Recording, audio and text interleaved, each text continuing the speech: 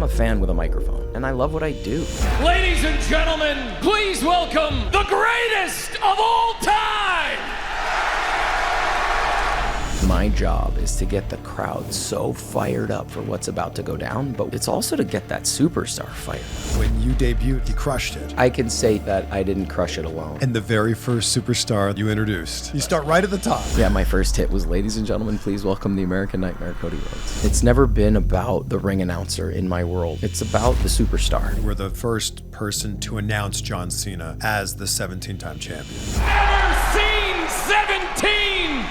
I don't know that I will ever be a part of a moment as amazing. It propelled me in the WWE universe. Did you feel the weight of doing John Cena's final announcement on Smackdown? Yeah, after the show, because I just wanted to be in that moment. I get sucked in sometimes. Ladies and gentlemen, Chris Van Vliet! Thank you so much for coming on the show. Listen, bro, this is huge. Thank you for coming to the space. Yeah, this is your space. This is your studio space in Las Vegas. So thank you for having us. Man, I'm honored to be sitting with you, bro. And we got the memo, the black t-shirt. This is great. This has like become my uniform. Yeah. Me too.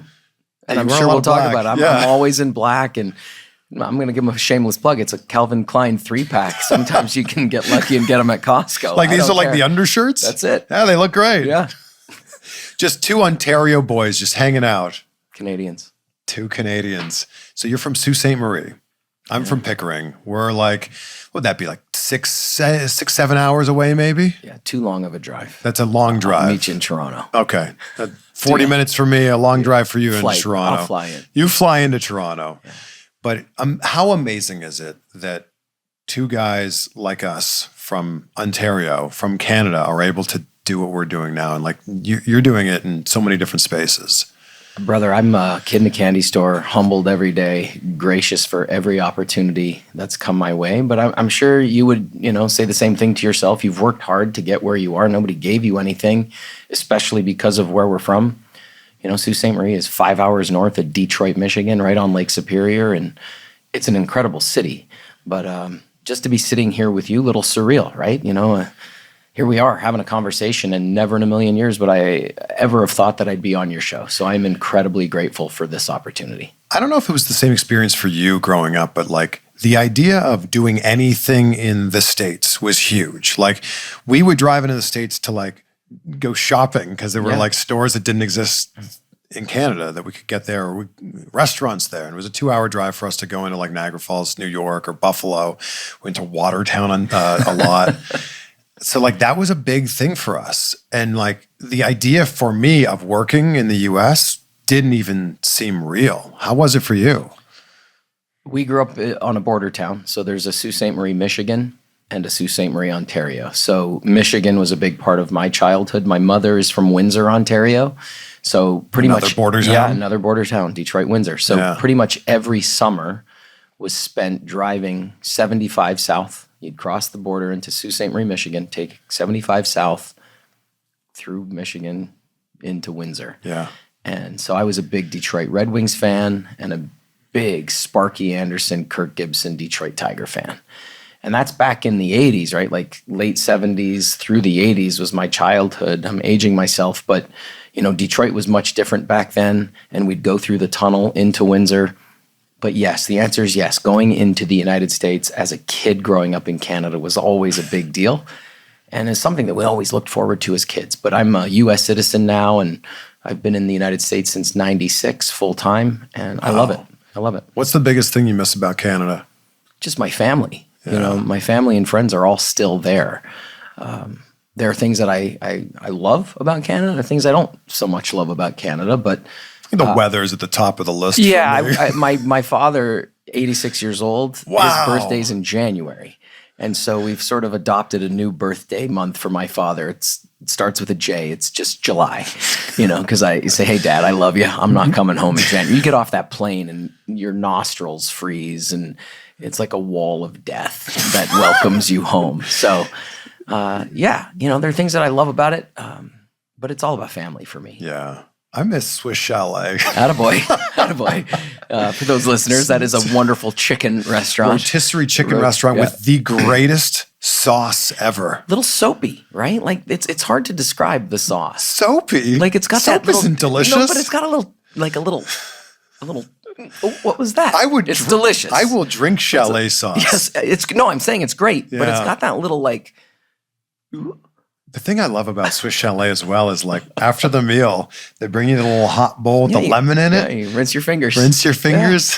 Which nobody knows what we're talking about. I think it's because they're so environmentally friendly, right? Like they could just give you a little packet that you rip open with a wet nap, but no. In Canada and Swiss Chalet, you get a bowl with really hot water that probably came out of the hot water coffee dispenser, the tea dispenser with a fresh slice of lemon. Scalding hot. A lot of my friends are like, how much do you miss Tim Hortons? I'm like, I mean, kind of. But Swiss Chalet is the real one. Yeah, I would agree with you. I think Tim Hortons is the most popular Canadian brand, but I think Swiss Chalet and not far behind it for me is a Harvey's hamburger. Oh my gosh, yes. Mm-hmm. Love Harvey's. Okay, we're done. Thanks for coming. Yeah, well, that's so good. Look, we could talk about Canadian stuff all day, and I love that so much. What brought you to the U.S. in '96?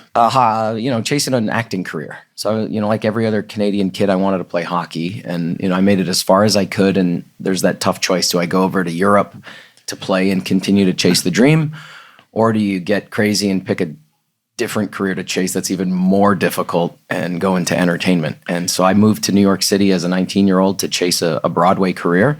And I just got lucky, man. I surrounded myself with some of the best in the business.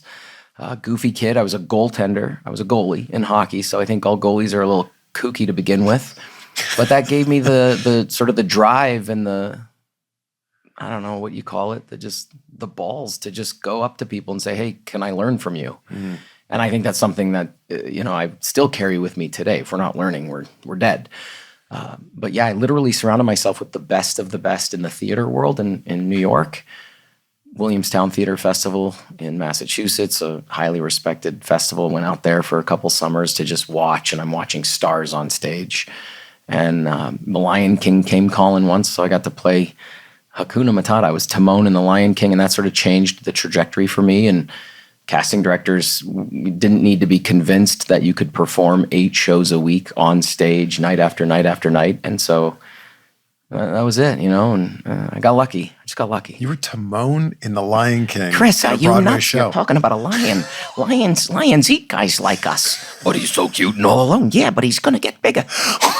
So, Hakuna Matata. So if I said to you, I can see what's happening. That's it. I probably sang that song, and they don't have a clue. They'll fall in love, and here's the bottom line. Our trio's down to 2. Chris, we're going on the road. It's Chris and Mark singing show tunes. You're going to lose all of your wrestling subscribers, and you're going to get a bunch of Broadway followers from New York. But yeah, I probably sang that song, I don't know, 3,000 times. Wow. I don't know. Couldn't be that many. But I was a part of that show for 3 years, and it again, being surrounded by some of the best in the business, right? Julie Taymor, who created pretty much the entire everything you see about the Lion King, from the puppets to the costumes. She collaborated with the best of the best. Michael Curry made the puppets. We all know who Michael Curry is in entertainment, and so just to be a part of that as a 20-something-year-old, getting painted green, walking around with a puppet. Going into classrooms with that puppet with kids was such a big thing for me. Seeing how kids' faces just come alive when this puppet comes alive, and yeah, just memories, and they're part of me now. Like that, the Lion King is in my DNA, and the fact that we could be sitting here on a wrestling podcast, and we just do 2-part harmony with "Can You Feel the Love Tonight," it says a lot, right? It's pretty cool. So if we take it back before that, you said you played hockey. There was maybe the chance to do it on a professional level. You played in the OHL, which for people that don't know, that's the Ontario Hockey League. Some of the all-time greats in hockey played in the OHL. When you're 16, 17, 18, if you're playing in the OHL, there's a chance you could get drafted and go on from there. So you played for the Belleville Bulls? Belleville Bulls, Southern Ontario. The connection there was my oldest brother also played for the Belleville Bulls. I'm the youngest of 5, and so Hockey is in our DNA. In 1988, our local team in Sault Ste. Marie is the Sault Ste. Marie Greyhounds, part of the same league. Yeah. At that time, it was owned by Phil and Tony Esposito, two legends in the sport of hockey. They are from Sault Ste. Marie originally. They owned the Sault Ste. Marie Greyhounds, and they were going to sell the team in 1988 to the CompuWare organization in Michigan. And my dad was like, listen, Sault Ste. Marie is known for the Greyhounds and a steel mill. It's a badass, awesome community in Northern Ontario. You can't get rid of this team. So let me match the offer. And so he rallied some guys together. They put up some money. The city raised the rest. I think I was 11 or 12 years old at the time, standing on the corner. And it was not long after the dollar coin, the loonie came out. Loonie. That was 1987. Yeah. So we had a loonie drive in 87 to help raise money to save the team. I was on the corner of Queen Street, which is our main drag, with a bucket saying, let's save the Hounds. I need a loonie. And believe it or not, we raised 250,000 loonies as a community. And my dad, being the guy that he is, he gave part of the ownership to the city. And it's been in our hometown ever since. He still owns a small piece, but that's how important hockey is to our family. It just became, as you know, it's a part of the culture in Canada. It is our sport. It's our baseball, right? Yeah. It's our football. You come out of the womb with skates on, basically. Exactly. Yeah. And so I wanted to raise a Stanley Cup just like anybody else. And, we'll talk about that in a second because that's a cool pivot. But yeah, man, Sault Ste. Marie is just a big part of who I am, and grateful to have grown up there. I still call it home. I'm there twice a year, 3 times a year to see family and friends. And in the warmer months. Yeah. We already talked about that. Man. I'm never going near it in the winter. So it comes full circle where you don't get to play in the NHL, but you get to work for an NHL team. And the crazy thing is you worked for an NHL team here in Vegas, which I think there was a point in time when people didn't think that Las Vegas was going to get a hockey team. Crazy, dude. It is, to this day, one of the highlights of my life. And I would probably say my family's life as well. To have your name on a Stanley Cup ring, which... I asked you to bring it with you because I've never got to hold a Stanley Cup ring. Look at this box. Yeah, so there you go. It's right spinning. There. Oh my goodness. I'm going to hold it up to this camera. Yeah, there you go. Look at this. You can take it off, put it on, wear it for the rest of the show. I get to wear this thing? No, I don't know. Why not? Yeah, there you go. Get rid of the other Wow. Always advance. Never retreat. Vegas born. Your name is on here. Shunock 2023. Is this the score of? Oh, it's 4-1, 4-2. Those were the series. You got to win. You got to win 4 series, best of 7, and that's the rounds. Let's see, which finger should I put it on? I don't want it to get stuck. Or like a pinky ring, like I'm the Godfather here. Godfather. Look at that thing. So what's crazy, dude, is I'll give it back to you. I don't want to damage this thing. No, I don't want to be responsible at all. Put it right there. Yeah, perfect. There you go. Beautiful. I got a call to do Rock of Ages, the big Broadway musical out here in Vegas. And is that what brought you to Vegas? Yeah, that's what brought us here. So my wife and I were living in LA, and I love telling this story because Vegas has been so good to me with opportunity. 13 years ago on Halloween, I moved to Vegas. 13 years ago, a week ago, I was bartending downtown Los Angeles, chasing an acting career. And I got a call saying, hey, you want to do Rock of Ages in Vegas? And I was like, yeah, let's go. My wife and I looked at each other. We're like, we'll do 6 months. We'll do a year. We've been here 13 years. I'm in my dressing room one night. I got the 80s wig on, and Rock of Ages changed my life, essentially, because it brought us here. And I was introduced to this incredible city. And what makes Vegas so incredible are the people. We're still here. But I'm in my dressing room, and 7:45, I'm about to walk on stage, and I had a great room, TV, bar. It was awesome. And Bill Foley, our owner of the Vegas Golden Knights, goes on the news. And at that time, it was just an idea. And he said, I think I want to bring professional hockey to Vegas. Just like everybody else, my head tilted. And I'm like, oh, this guy's full of it. And to put things in perspective, there were no pro sports teams in Vegas. No, nothing. Yeah. So the crazy guy that I am. Now there's 3. Yeah. And they're more on the way, as we know. The crazy guy that I am, the next day, Chris, I literally called Fidelity Financial and I said, hey, my name is Mark Shunock. I'm an actor on the Strip. I love hockey. I played the game. My father owns a junior franchise. How can I help make this a reality? And at that time, there was a campaign called Vegas Wants Hockey. And there was one employee dedicated to this campaign, and they transferred the call to him. And he goes, "Are you a funny guy, goofy dude from Rock of Ages?" And I go, "Yeah." He goes, "Man, I love you. I bring all my dates to your show. You're funny as hell." He goes, "Join this campaign." I said, "Okay, what do I got to do?" He says, "Just help us sell season ticket deposits." So I would call you and I'd be like, "Yo, Chris, I need $1,000. And you'd be like, "What for?" "For a hockey team." "Which one?" "And it doesn't exist, but don't worry, it's refundable." And that's what we did. And we sold 14,000 season ticket deposits to prove to the National Hockey League that we had a fan base.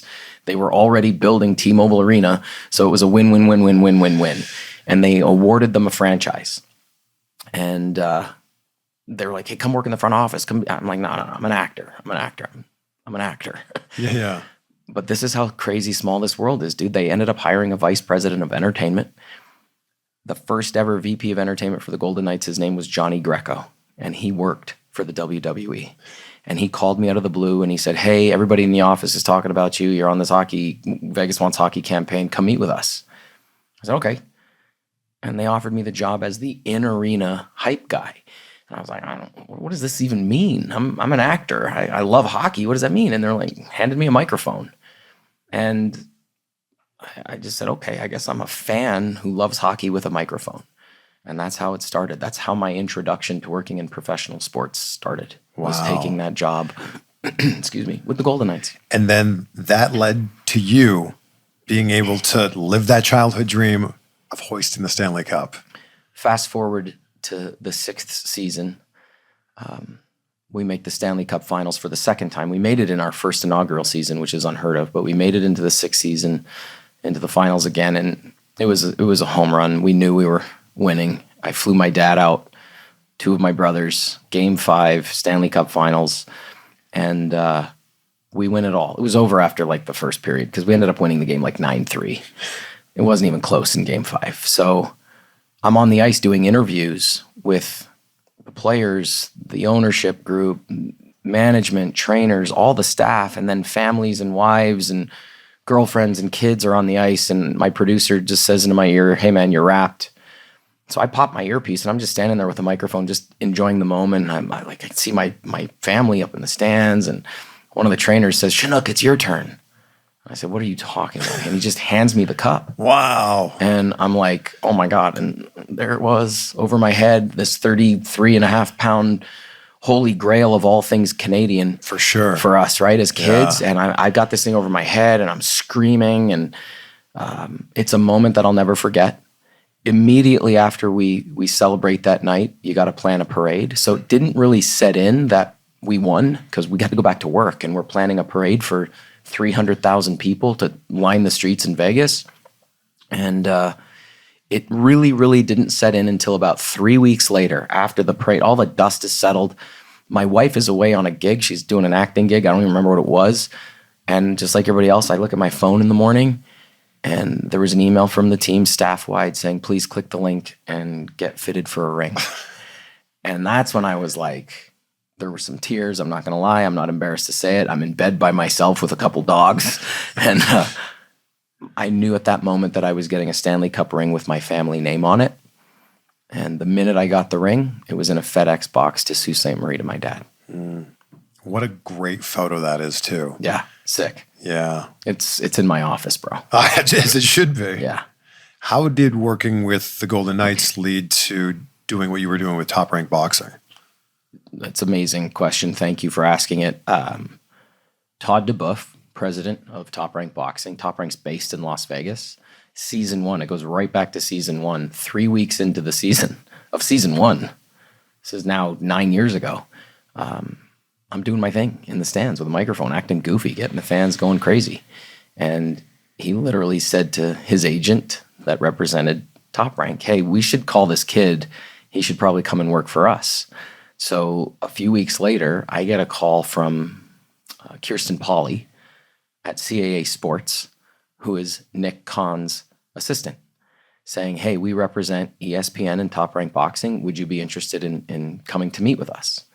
I looked at my wife and I said, "Absolutely." So we still have an apartment in LA, flew back to LA. I go to Century City, go to CAA Sports. I walk into the mecca of agencies. And at this point, I've been in entertainment almost 20 years. And I'm like, I can't believe I'm walking into CAA, the agency, right? Yeah. And I walk down the hall and I get to meet Nick Khan for the first time. I walk into his office and I was blown away. And he said, hey, man, we love what you do. Would you be interested in working in boxing? And I was like, absolutely. Do you want me to work in boxing? And he was like, yeah, we think you should work in boxing.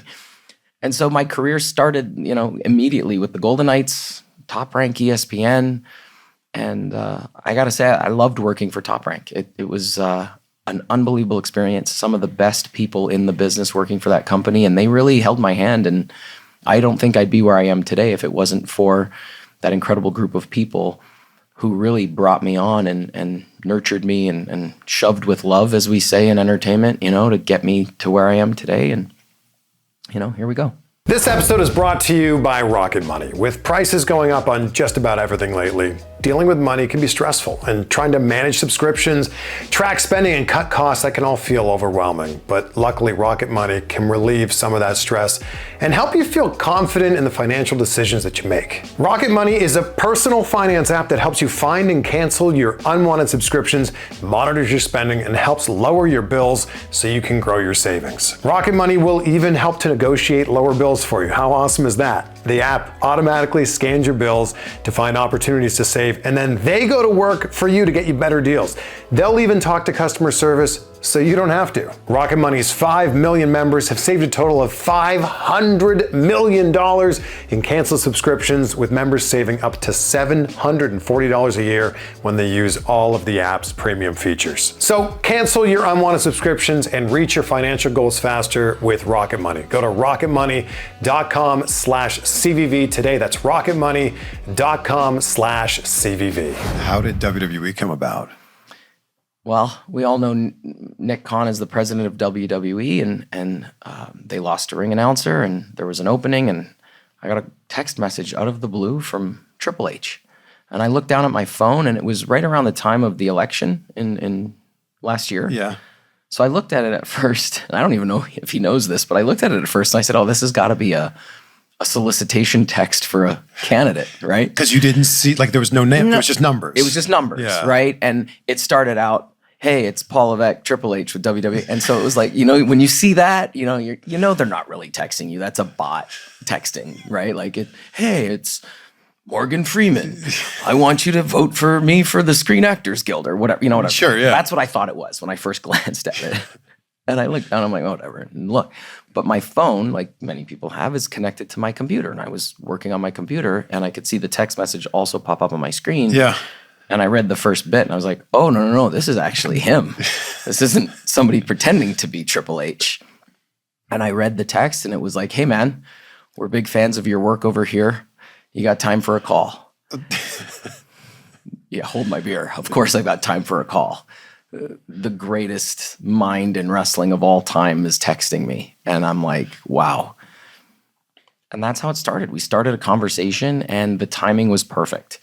My contracts were up with Top Rank, and I graciously said, hey, I think I'm going to move over here. And I will say this about Top Rank. Brad Jacobs, who was my point, is probably one of the most incredible human beings on the planet. His words to me when I called him were it sucks for us. This is incredible for you. Congratulations. And that's, to this day, I have the utmost respect for Brad. And I'm sure, I don't know for a fact, but I'm sure Nick had something to do with this when that vacancy presented itself, because, he's the one who brought me over to boxing.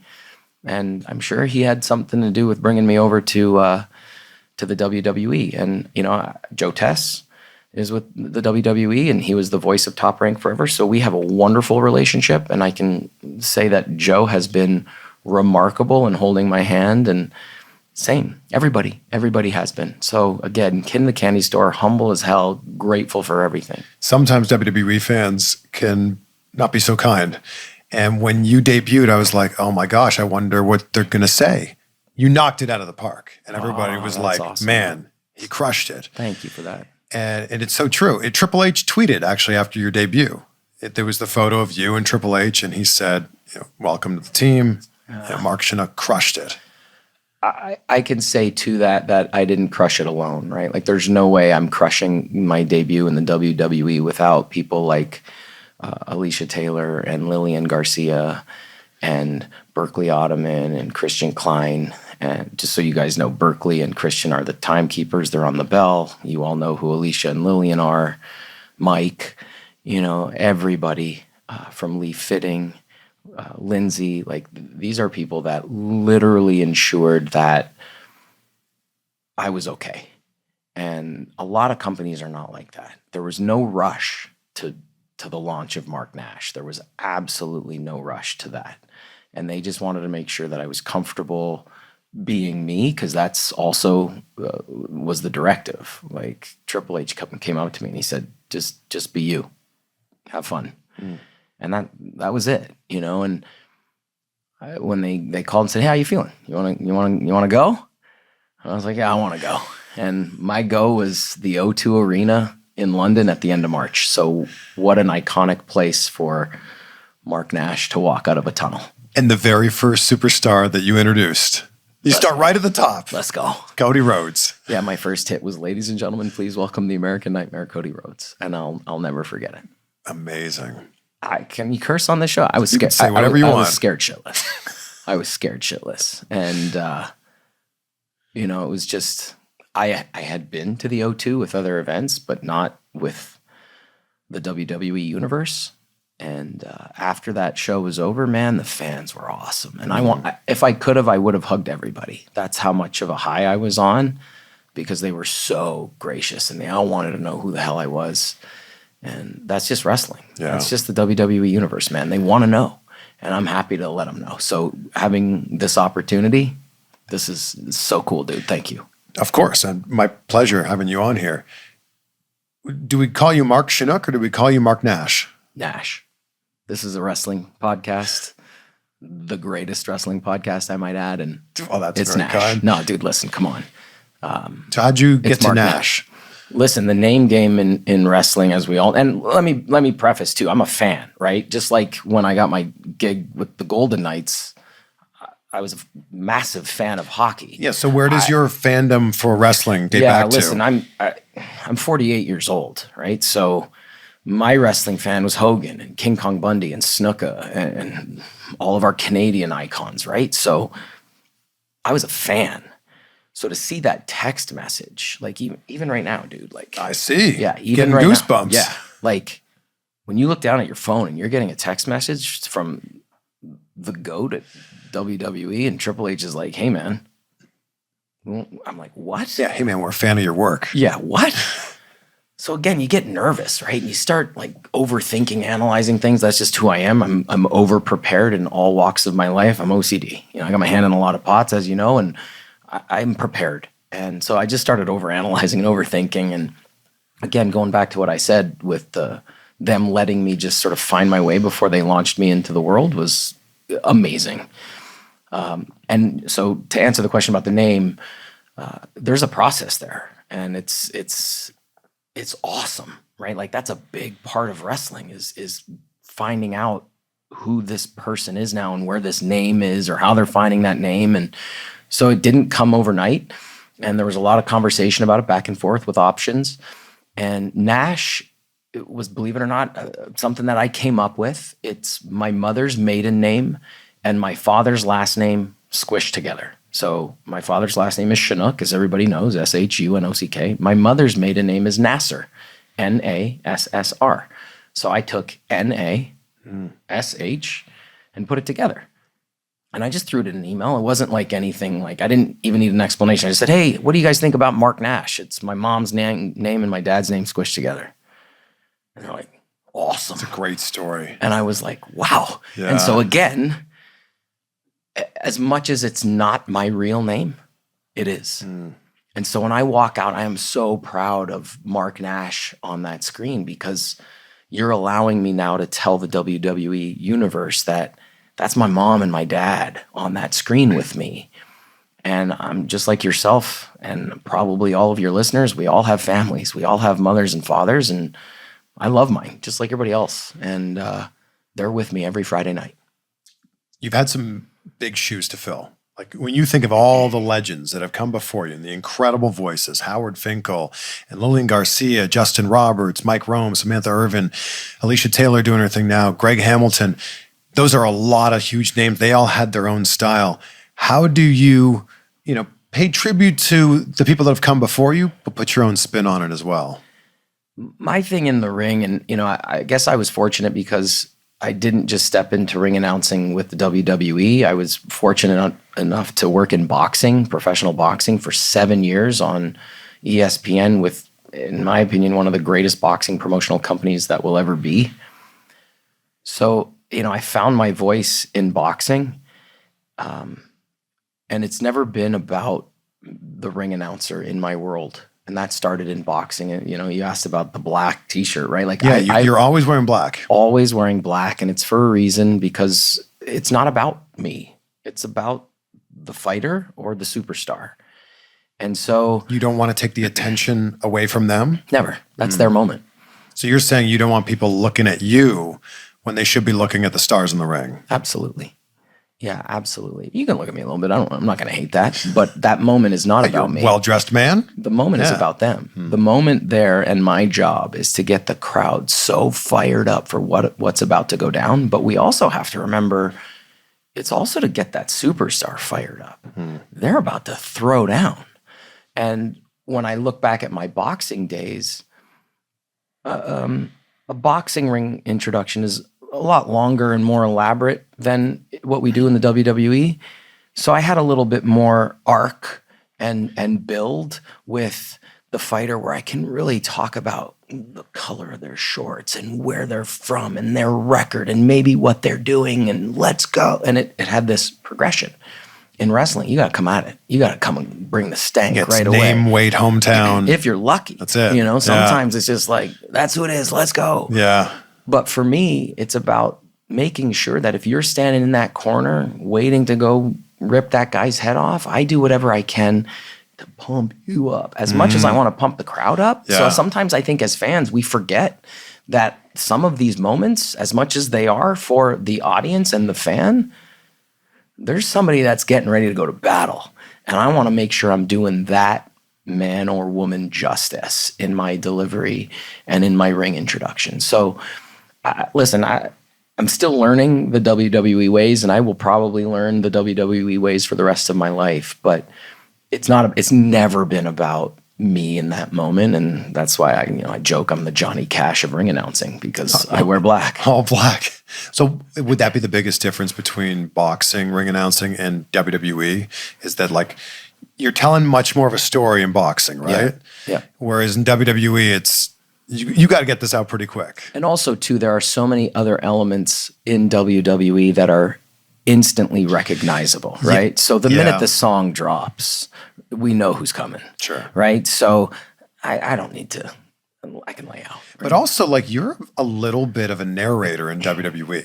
Like, you have to explain the rules of the match sometimes. And then also, if anybody's been to a WWE live event, you're the one talking to the audience during the commercial breaks, and you're telling people about when tickets go on sale or this item of merchandise or the signs or things like that. You're a little bit like an MC in that way. And I love that, right? Because that's basically what I do still to this day at the Golden Knights. Like, I still have my role with VGK. How many jobs do you have? Too many. How long's this show? We can talk about it. But yeah, like that's kind of what started me off, right? And that's what attracted Top Rank to what I was doing, was all the goofy stuff that I'm doing with fans. Because essentially, I'm a fan with a microphone. And if there is one thing that I want people to take away from today, I'm a fan with a microphone. I'm just so grateful that I have this opportunity to be able to sit ringside and root on my favorite superstars too quietly. I can't pick favorites, but like, I'm a fan, man, and I love what I do. So when those moments happen when we're off camera, I love that, because I can sort of be me a little bit even more and high five fans and walk around and say hi to people. I live for that. So your first real introduction on camera to fans was the Raw after WrestleMania, because you were the first person to announce John Cena as the 17-time champion. What a moment. I'm going to just say it. This ring is pretty special, and that's an iconic moment for me. The Stanley Cup ring. The Stanley Cup. So in hockey, that's that. I don't know that I will ever be a part of a moment, let's knock on wood that they keep happening, as amazing. I don't have another word for it. Just unreal, amazing, incredible as this last 3 months that I've had with John Cena. And again, what? Like, what is life, right? Like, he points at you and calls you into the ring and tells you your announcement sucks, read this instead. And then I'm like, okay. And then I get this elaborate ring announcement for John, and it goes bananas and viral, and everybody loves it. And I've had the privilege of now repeating it for 3 months. And, that came to an end 2 weeks ago, his last appearance on Smackdown. And I had a moment with him where I literally just looked him in the eyes and I said, thank you so much for this incredible opportunity. I don't even know that we'd be sitting here if it wasn't for that, right? Because it propelled me in the WWE universe in a pretty cool way. What was the conversation like earlier in the day when John came to you and said, I've got this idea. Here's what I want you to say. That's pretty much it. What am I going to say? No? Yeah, I was like, cool, man. Man, you're looking at it going, yeah, I get to say that? Yeah. Never seen 17? That sounds amazing. Yeah, it was pretty remarkable. And that just shows you just how amazing the teams are behind the scenes at WWE and how great they are at what they do. What's really cool about that moment, and John's amazing, and I've always had such incredible conversations with him, both on camera and off camera. I love how he is very self-aware that the spotlight is on him. It's one of the greatest of all time. He's a massive Hollywood star, but he's allowing you to come into that spotlight and going, oh, there's enough of this to share with you. And that's such a cool thing that he's able to share that moment with you. Again, it's there's a picture on my office wall right beside the Stanley Cup picture already. Like, I didn't have to wait for that one. And to your point, the answer to everything you said is 100% yes. He is that guy. He understands that moment. But even when I said, hey, man, thank you so much, I'm still learning, his answer to me was, so am I. Oh, I love that. You know what I mean? And mad respect and so grateful that, again, that's a moment that I will have for the rest of my life. And I don't care what anybody thinks. I got to be in the ring with John Cena, and on his last show, he came up to me and put his arm around me. We had a moment, we smiled together, and it was great. And I'm an actor, right? Like, I spent 20 years on stage performing all over the country. So I want those moments. I want more of those moments. Those are what we live for. This episode is brought to you by Magic Spoon. Magic Spoon makes high-protein, zero-sugar cereal and treats reinvented from your childhood because, as you know, nostalgia is a special thing and a delicious thing in this case. Every serving of Magic Spoon high-protein cereal has 13 grams of protein, 0 grams of sugar, and 4 grams of net carbs. They come in nostalgic flavors like fruity, cocoa, and frosted. Magic Spoon's high-protein treats are crispy, crunchy, airy, and an easy way to get 12 grams of protein on the go. They come in mouth-watering flavors like marshmallow, chocolate, peanut butter, and dark chocolate. Both are great on the go, or I love them pre-workout or post-workout, or hey, eat them as a midnight snack. Get $5 off your next order by going to magicspoon.com/CVV, or look for Magic Spoon on Amazon or your local grocery store. That's magicspoon.com/CVV for $5 off. Did you feel the weight of having the responsibility of doing John Cena's final announcement on SmackDown?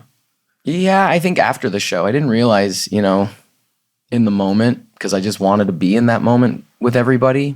So how did it come together? You're about to announce Sami Zayn, and then Sami says something to you and things get switched up. That was not planned. That was, and I just shared it on my Instagram because that moment took place in commercial break. So it actually didn't go to broadcast.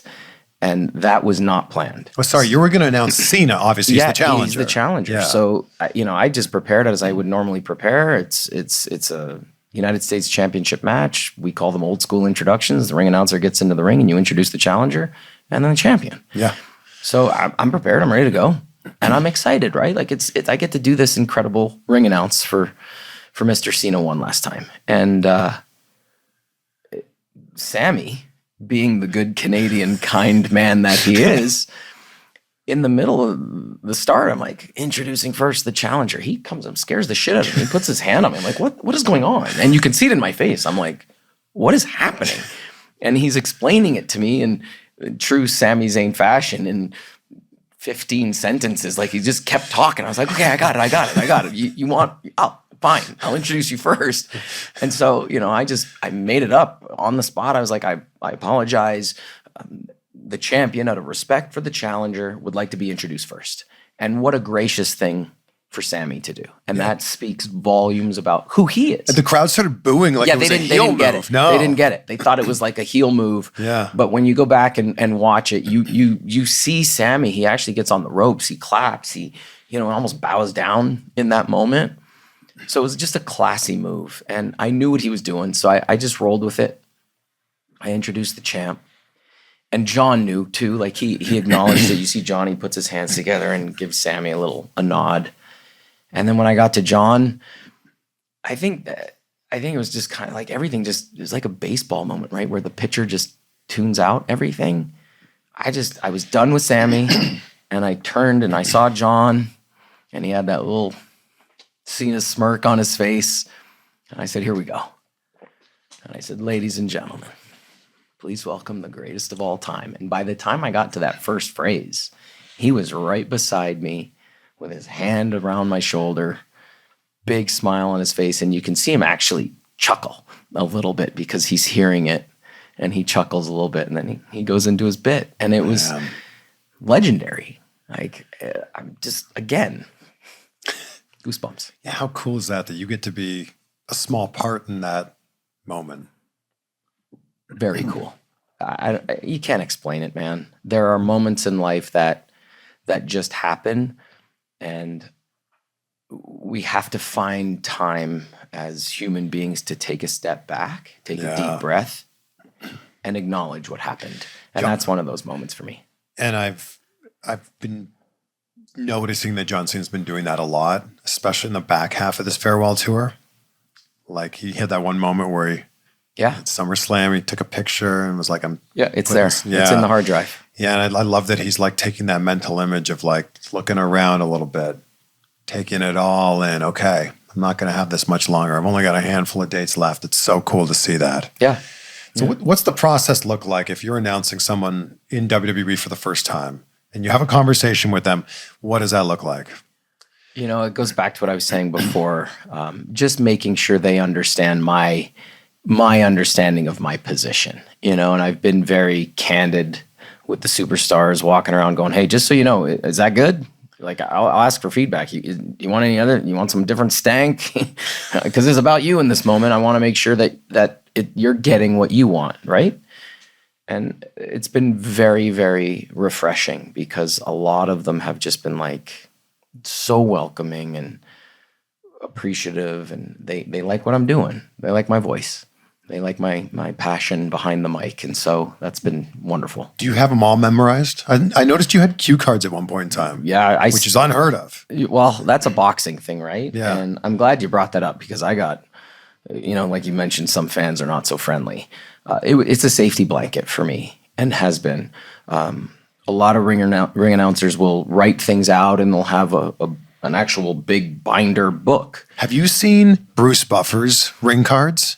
I've seen Bruce Buffer's ring cards. Highlighted with little notes and arrows and circles. Yeah. Incredible. Yeah. And when I was doing boxing, I would have 2 cards per fight. I would have the introduction card and the results card. Like, just crazy prepared. Sure. Right? Because at the end of the day, in boxing, if you mess up a split decision announcement or a majority decision, a majority draw, like there's 6, I forget how many there are in boxing, 6 ways you can announce a fight result. If you mess that up, you're done. Yeah. Right? And you got one job, sir. Exactly. Yeah. So read it. Yeah. You know what I mean? Like, just read it. Yeah. Like, there's no reason to try and risk memorizing a result in boxing simply because you want to memorize it and not hold a card. Read it, because again, it's not about you. It's about telling Chris he's and still and new. Yeah. So don't screw it up. Read it. Here, there's no scores, so it's a little easier to announce a result, much easier. But to answer the first part of your question, no, I'm still learning. There's a lot of talent in the WWE, NXT, Raw, SmackDown. I think this is now my 6th month with the company. I'm starting to feel comfortable with the blue, right? It's funny that this room is blue. SmackDown, I'm starting to feel comfortable. Yeah. Right? Don't quiz me. Cody Rhodes. No, don't. Come on, Cody Rhodes. But I'm a perfectionist, right?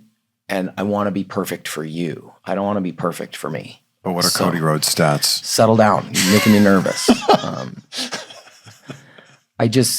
It's just. So did you then approach them and say, I'd be more comfortable if I could put him on a card? Well, I still do. Like I said, there's sometimes you write things down and you just keep notes on your table. Sure. I don't like carrying big, clunky things. So that's why I put things on cards. So you'll see some ring announcers walk out with the binder just like the announcers do. And that's all of our notes. I just prefer to condense my notes down where it's a quick glance if I need to do it. Yeah. Right? But again, that's just preparation. It's no different. My dad taught me an amazing phrase as a kid. Everybody wants to win, but the will to prepare to win is more important, right? So you got to prepare. So if I want to knock something out of the park, I got to prepare. So just like you see superstars rehearsing their promos or whatever, I'm at rehearsal rehearsing the old school introductions because I don't bring cards into the ring anymore, But if I could, I would. And that's not a selfish thing. Well, it is kind of a selfish thing because I don't want to mess up your moment. So if fans wrap their head around the idea of a ring announcer holding a card is not because they're not memorized per se. It's more about not wanting to mess up your moment. So that's why I do it. Like I still have notes sitting ringside. We all do. Yeah. Everybody's got notes. The announcers, they've got notes to make sure that when they're calling the matches, they're not messing something up. Yeah.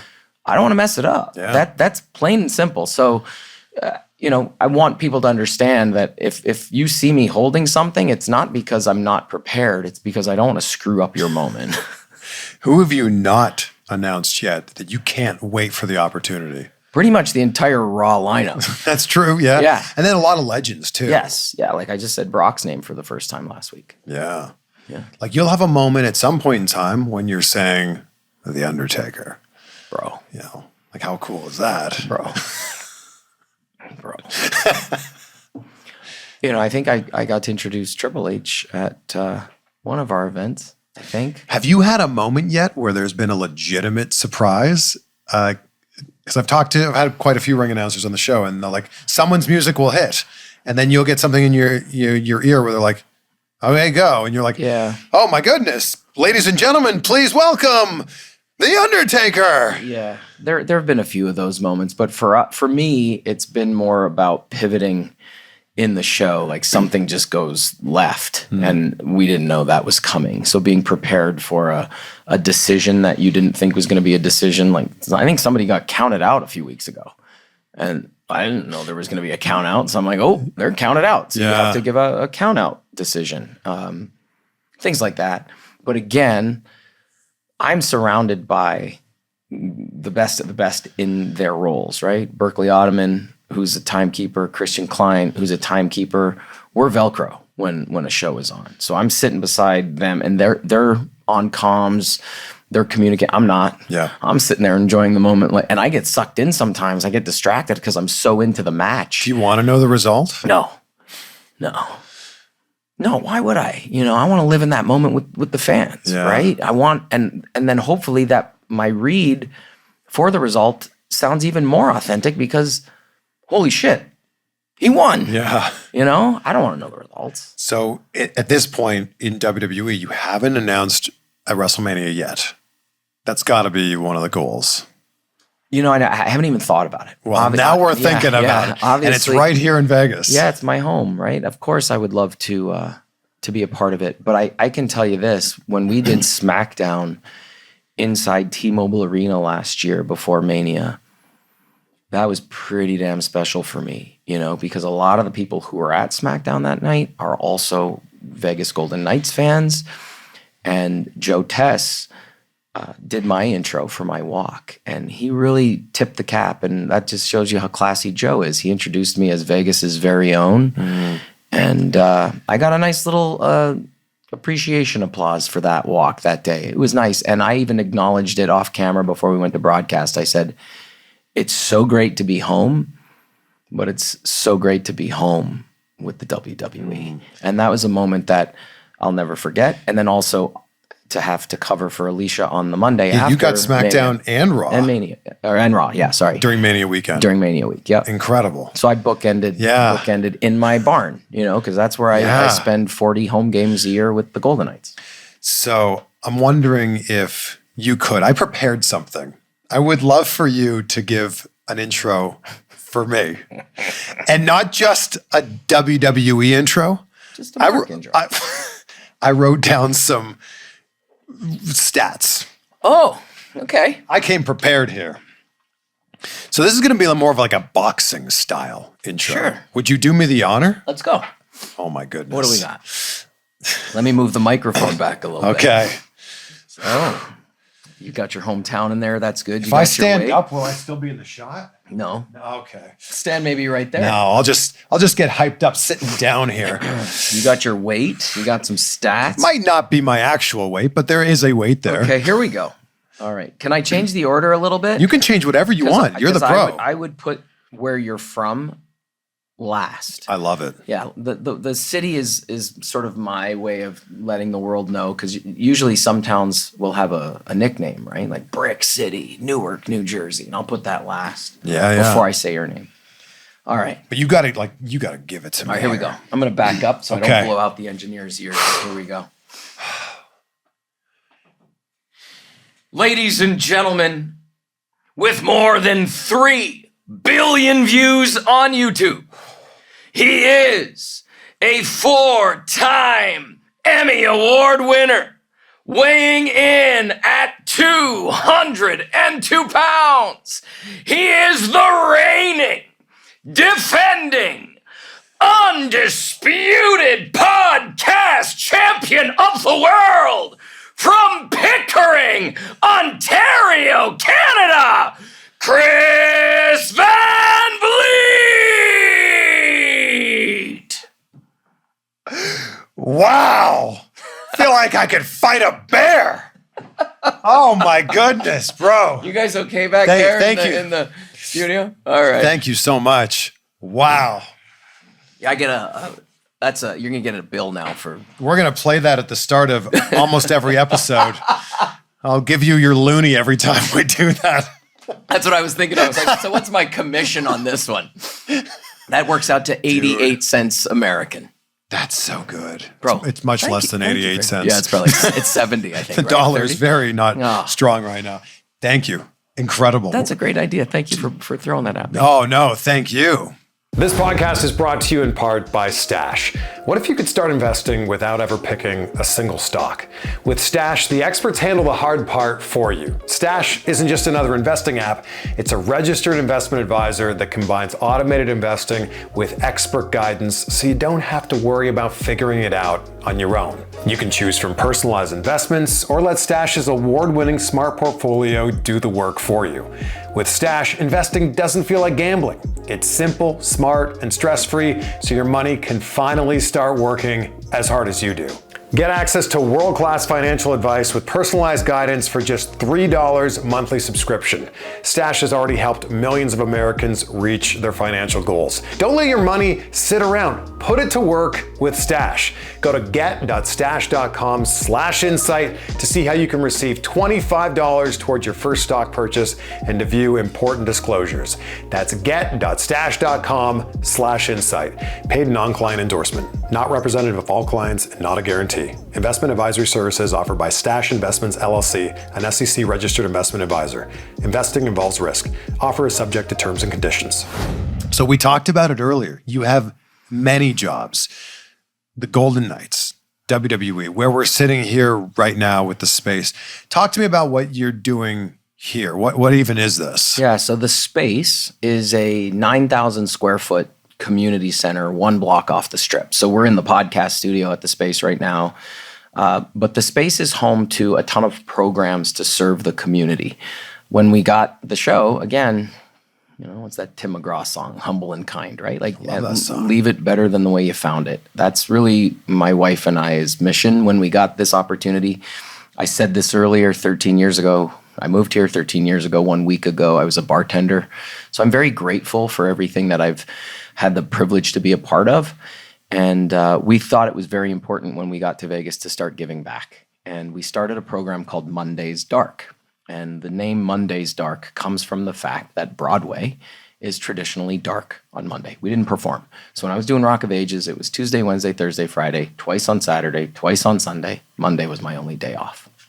On our Monday night, I would gather entertainers and friends, and I'd say, hey, come to the space, and we'll throw a variety show. I'll host it. We'll get bands and actors and singers and dancers, all the entertainers from Vegas. And in 90 minutes, we would raise $10,000 and give it away to a different cause. And we've been doing that now for 12 years this December. We've raised millions of dollars for the community. So the space is home to Monday's Dark. It's also home to an amazing organization called Life by Music, where we take Gibson guitars and we put them in the hands of veterans and they learn how to play music to deal with PTSD. We have kids classes here. We have AA meetings here. We have Alzheimer's support group meetings here. You name it, we do it.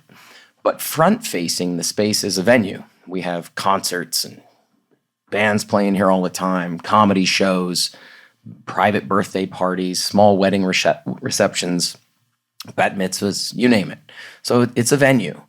But at the core of the venue, its mission is to serve Las Vegas and give back to the community. And everything we do here, when we turn the lights on, we just got to make sure we're giving back in some capacity, leaving it better than we found it.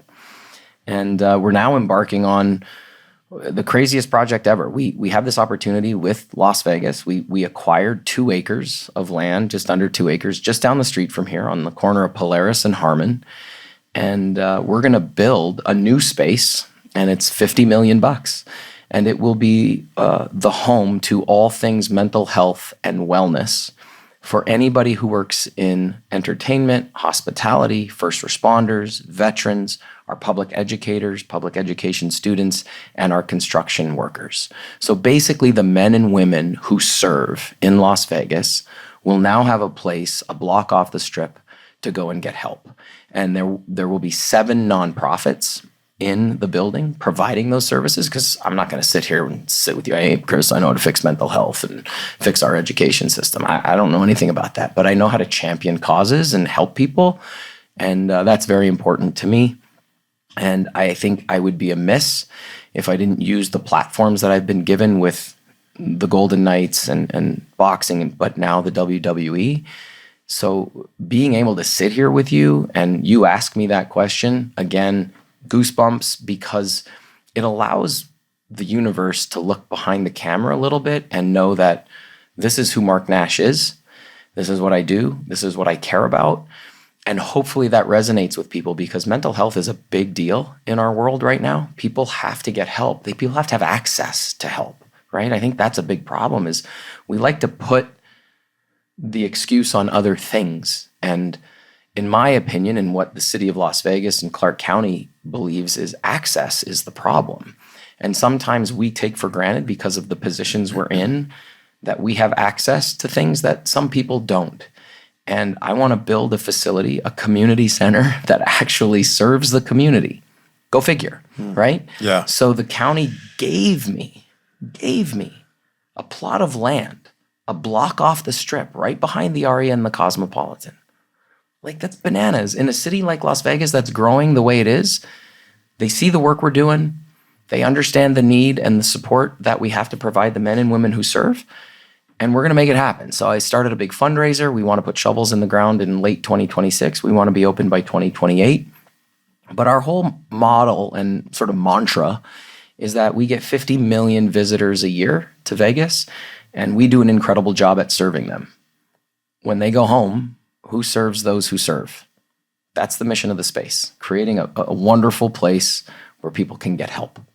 That's it. So how can people help you with this project? Click the link and throw me $1. Like, listen, man, you have millions of listeners, millions of followers. Just imagine if each one of your listeners clicked the link and donated $5. The building's paid for. So if there was a message, it's skip Starbucks for the day, because I'm there. I get it. I know how much I spend on coffee and Tim Hortons. That's how we're going to get it done, right? Like, I'm going to rally your supporters. I'm going to get you to make a video for me one day and say, hey, it's Chris, click the link. And be happy to. Exactly. Yeah. And that's how it's going to happen. We just started about 6 months ago aggressively marketing the project. And, I'm going to lean on a lot of my celebrity friends to help me with endorsements. We're going to go after big companies. If companies are listening and they want to help, we have naming right opportunities for the building. Put your company's logo on a classroom. Who wouldn't want to help build a classroom, right? And we've got some incredible local companies already that have stepped up, and we're going to start announcing them as we get closer to the end of the year. But once we get to 2026, man, the Band-Aid is getting ripped off, and you're gonna see a lot of my social really pivot to messages of just helping my city, because we need it. We need it bad. We do a great job of taking care of people when you come here. You know how special Vegas is when you come here. I'm here all the time. Best clubs, best restaurants, best shows, best sports teams. WrestleMania is coming back, right? But what make those things the best are not the buildings and the decor of the restaurant. It's the people actually serving. Yeah. When you go to Mania, look around and see how many people are putting that event on. Those are the people we want to take care of. And I think people don't realize that while Vegas presents as a large city, it's actually a much smaller city and a very tight-knit community. Yeah, I'm glad you said that, because that's why we're still here, right? Like, I probably could live anywhere I want because of, traveling every week with Smackdown. But the people of Las Vegas are what keep me here, not the restaurants or the shows or the hotels. It's the people, because those are the people who make Vegas special. And when I'm meeting with now all these big wigs of companies and stuff, and they see the presentation, they see the deck, they see who's involved, the organizations, the construction companies, it's mind-boggling that this is a project that I'm spearheading. Because, again, I never thought I'd hoist the Stanley Cup.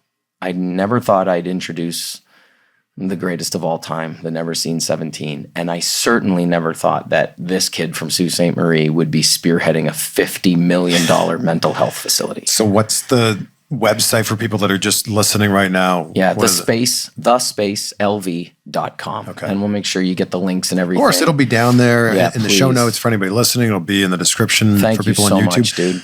Of course. Happy to help. Dude, unreal. It's my small way of paying you back for that beautiful introduction. That's right. You're going to help me raise millions of dollars. I'll do my best. Congratulations, man. What an incredible career. I love that you are spearheading this thing because you believe in it so much.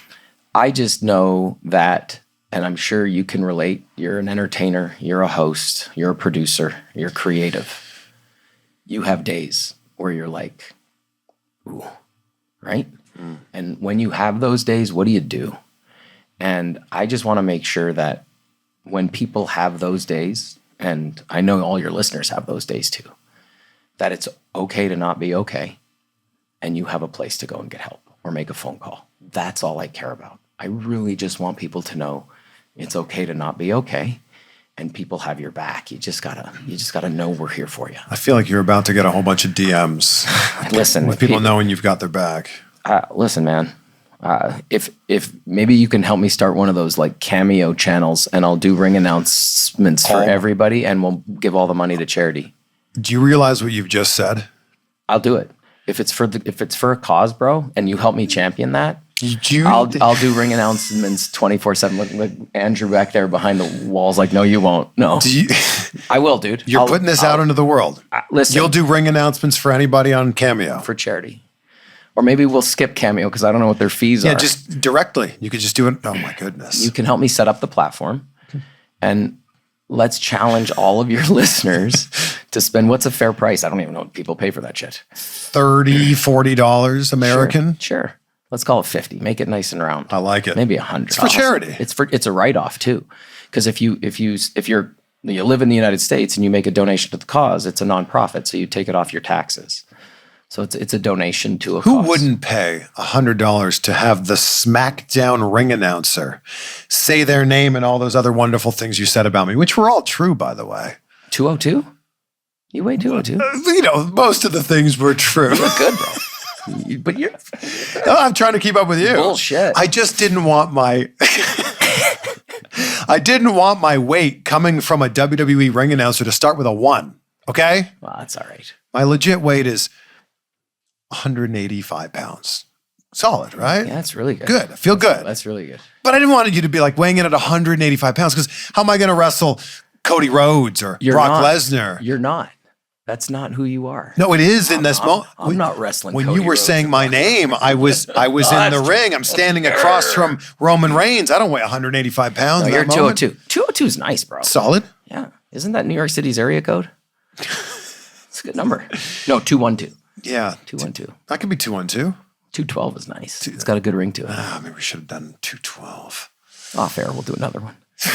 I'll give you 6 weights. You can pick every show based on your diet that week. See, if I think of the other area codes that mean a lot to me, 905, I can't weigh 905 pounds.